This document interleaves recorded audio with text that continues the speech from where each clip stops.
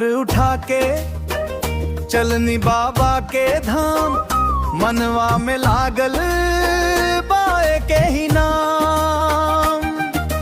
सावन के पानी भोले के पैगाम, देवघर के रास्ता धड़कत बिहान। भीड़ में भी मनवा तन्हा न लागे, हर हर महादेव से दुखवा भागे। गंगा जल ले के नमन हम कर, बाबा के बोले सुखवा बरसत। डमरू के गूंजे उठल जोरिया, मनवा में जागी भक्ति के डोरिया। चलो ना रुका अब दूरी कम बा, बाबा के दर्शन बस दिल में दम बा। बाबा धाम बोल झोल बोल, बाबा धाम बोल, बाबा धाम बोल। देवघर में लागे सब दुख भोल, हर हर बोल। भोले के नामे मनवा डोल से, बाबा हर बोल। बम बम के संग जयकारा खोल से।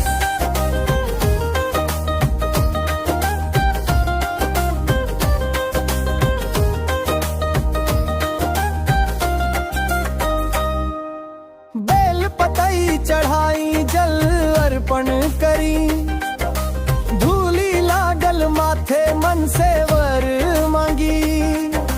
सखी संग दौड़ी बबुआ संग गाई, कांवरिया टोली जयकारा सुनाई।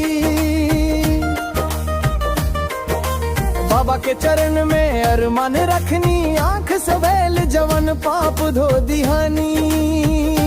जवनो मनवा टूटल फेर से जुड़ जाई, देवघर के नामे जीवन संवर जाई।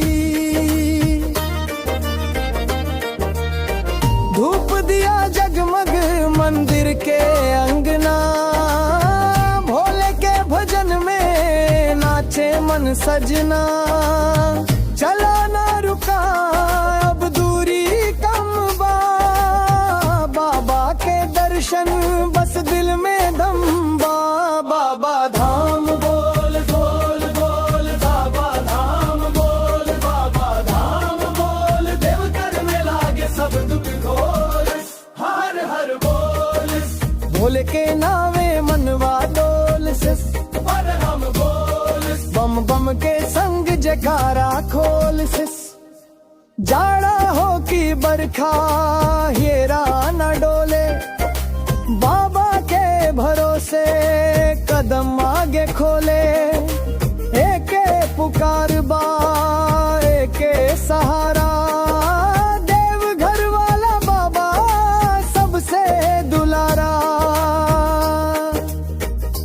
बाबा धाम बोल बोल बोल, बाबा धाम बोल, बाबा धाम बोल। देवघर में लागे सब खोल, हर हर बोल। भोले के नावे मनवा डोल से, बाबा धाम बोल। बम बम के संग जयकारा खोल से।